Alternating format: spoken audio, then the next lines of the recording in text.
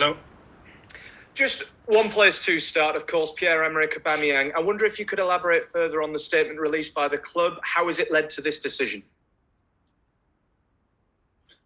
I don't have much more to say. I think it's a really clear statement from the club. It's a decision that we have made following the incident, the last incident that we have with the player, and this is where we stand. How many incidents have there been, if you don't mind me asking? I don't mind you asking, but I cannot go any further on that. As you can believe, when we have to make that decision, obviously it's because it's the right one to defend the interests of the football club. How did Oba take it? Did you break the news to him yourself? Yes, we did it.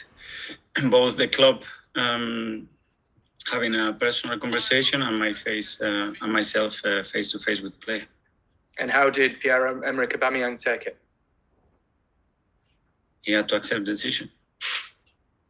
I wonder, with the next steps, is there any decision made yet? Are there any thoughts on who's going to be the next captain? Well, we have the leadership group, and within that we have different players that are nominated to be captain. In the last game, it was Xhaka. We have Granit as well, which has been captain as well. So we will follow that. Obviously, it's a really unpleasant situation, and it's not the moment to make any rash decision. That leadership group is really strong. Is the one that communicates with myself, the coaching staff, and with the club in a really clear and a strong way. And we're going to continue like that. That's one of the decisions that we made to make that group a little bit better and try to educate them and try to get the right feedback all the time and build that trust and a strong culture around the club. And it's working really well. So we'll continue to do that. I'm sure you're aware of this, but the next captain will be Arsenal's 11th in 14 years. How important is it to get this decision right for the short-term future of the club? It is really important, but for me, having the leadership group is something that has been tremendously helpful because then you get different voices. It's a really multicultural dressing room that needs a lot of attention and different feelings and different languages, and they all have to be involved, and I'm really comfortable with that. In terms of the effect of this decision on the dressing room, has there been any effect, would you say, or no? Well, they accepted the decision, and I think they know because they have committed to it and they have demanded that we want to take our culture, our demands, and who do we want to be as a club and how we want to represent this football club to a different level. And when those standards are not met, you know that you cannot participate in our daily basics. I know you talk of the leadership group at Arsenal, but I wonder how big an opportunity, how big a test this is for the leadership qualities of the entire squad, regardless of how young your team is at Arsenal. It's a really unpredictable environment and sports, and every day is harder and harder to live with a lot of things that happened.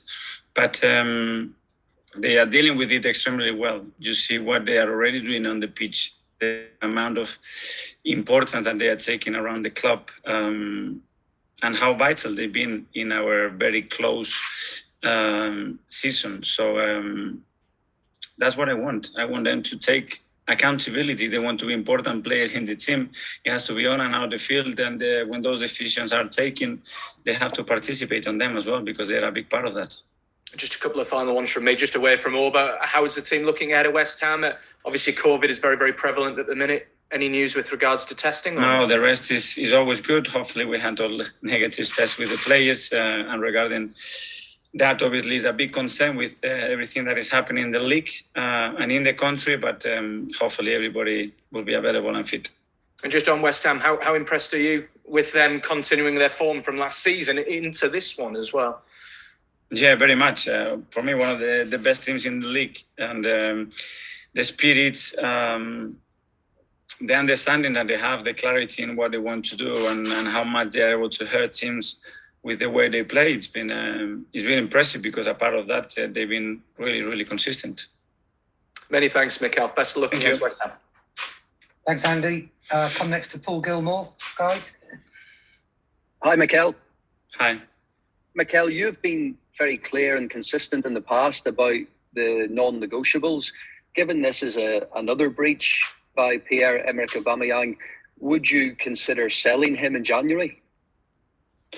What I can say right now is that we have made this decision that unfortunately is really a tough one. And obviously, if I had to choose, I wouldn't like to be sitting here talking about it, but we had to do it. And the next one is that for now, he's not involved in the squad. When will he be back involved in the squad? What I can say is for now, it's as you can understand, it's been a lot to digest and a really difficult decision to make. So we need a bit of time. From your personal point of view, is there a way back for him? What I can tell you now is to make the decision that we made is because it was really hurting. And it's still like this. And it needs a little bit of time to heal. So for now, again, it's not involved in the squad. How would you describe your relationship with Pierre-Emerick Aubameyang? Since I've been here, really, really good. That's what is painful. And you talk about that conversation. You say that he had to accept your decision. Did he dispute it at all? No. So he totally agreed with the club decision, with your decision? I cannot go any further about personal conversations. I tell you how it was done, and it's the way I like to do it, eye to eye, and that's it. You've had the leadership group in the past. Which players, maybe outside of that group, have impressed you with a view to possibly coming into that leadership group? That leadership group can be mold and alter, and you can have people coming in and out as well in relation to the topic that you are discussing. The moment that they are living in the team, and as well when you need them to mature or to be involved in something that is going to be very important in their education. And we have players there that are constantly going to be involved, and others that they're going to be participating as well, because at the end is a team building thing. And just finally on the game itself, it's obviously again more headlines for sort of off the pitch stuff. Are you concerned that will have any impact on performance, or does this have the potential to unite everybody in the team? Unfortunately, we have to be clear about the situation, and I think it's better to put it out there. The amount of games that we're going to play, whether it is now and in 3 days' time, is not going to be any different. To close on the speculation and try to be transparent and clear of what we've done, I thought it was the right decision to do it right now, and the team is fully focused, thinking that the game tomorrow is vital for us. Thanks, Mikel. Thank you. Thanks, Paul. George at the BBC. Thanks, Mark. Mikel, if Pierre had scored 10 goals in his last 5 Premier League matches, would you have still made the same decision regardless? Without a question of a doubt. And has he said sorry for everything that's unfolded over the past week? I cannot discuss what I have discussed with him. Sorry, George. Okay. In terms of Granit Xhaka, is there every opportunity that it's possible that Granit Xhaka could be your next Arsenal captain after everything that's happened with him in the past? Granit is one of the captains, and he's part of the leadership group, and he's a really important player for us. Just switching aside, have you had any positive COVID tests in the past 24 hours? There's been other outbreaks with the Man United game last night, and I just wondered what the current situation is with Arsenal. No, we haven't had any players tested positive. Okay, thanks very much. Good luck tomorrow. Thank you. Thanks, George. Ian at TalkSport. Hi, Mikel. How are you? Hi. I'm going to ask you bluntly, do you think that Pierre-Emerick Aubameyang has played his last game for Arsenal? What I can say is for now he's out of the squad. He's not involved, and sadly, this is the decision that we have taken. But do you see a way back for him? Because from the outside, this has a similar feel to how life at Arsenal ended for Mesut Ozil. It's a really particular situation. First of all, with the importance that the player has at the club, with the role with the relationship that I have with him. But unfortunately, and this is the situation that we have, and we have to face it. It's not ideal for you, is it? I mean, you've gone through a season whereby you had yourself a roller coaster season, people criticising you at the beginning, and then obviously coming through and having that great run of 10 unbeaten. This is not the sort of thing you needed really on your plate, is it? For sure. I hope I was talking here today, guys, about something different and talking about Oba in a completely different way. But again, we have to make decisions, and I'm here with the club to try to make the right decisions every single day. And this is all we try to do. The team responded well on Saturday with a really good win. Are you hoping that, again, it can galvanise them tomorrow? Because West Ham have been on a terrific run. If they beat you tomorrow, they'll have beaten every team this season that finished in the top 10. No, I'm hoping that the team tomorrow is going to get out there with the fire in the eyes and knowing the importance of the game. They are on a catching distance, and tomorrow we play at home in front of our people, and we expect a great performance and a great result.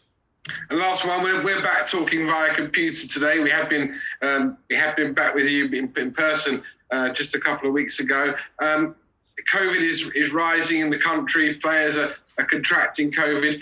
Are you worried we could be heading backwards towards football being played behind closed doors in 2022? Well, everything that happened this week, obviously, is a really worrying sign. There are games that they've been cancelled and postponed for that reasons.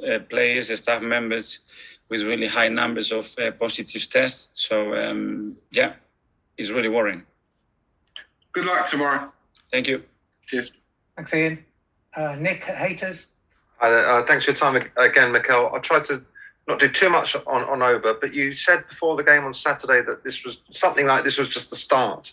So is there an ongoing sort of disciplinary situation with him, which could even mean that he's in breach of his contract because of the disciplinary transgressions?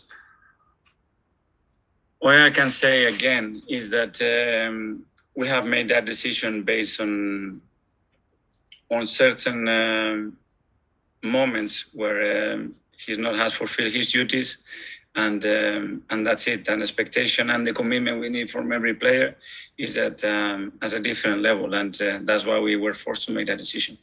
So presumably there's some things you can't even discuss with us, some things you can't go into because of that, is it? I try to explain the situation as clear as I possibly can, but obviously there are situations and private matters that I cannot discuss with you. But I think you all should know the reasons why, and instead of having any excuses, tell the truth and act consequently to that. And I think this club and its people and every supporter needs transparency, whether they agree or not, to be told what happened and the truth and why we have made that decision. I know you didn't want to be in this situation, but it could be a sort of a boost. It could be a fresh start for the team, for the supporters, and for someone else to come in and give the team a lift even.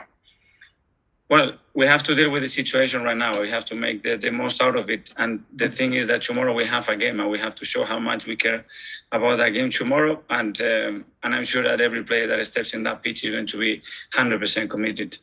Like I say, it's a huge game, isn't it? Because there was a lot of pressure when you went to Liverpool, Man United and Everton, and lost all three of those. So this one, it's a huge game. The players can't really feel the pressure. They have to get a win, don't they?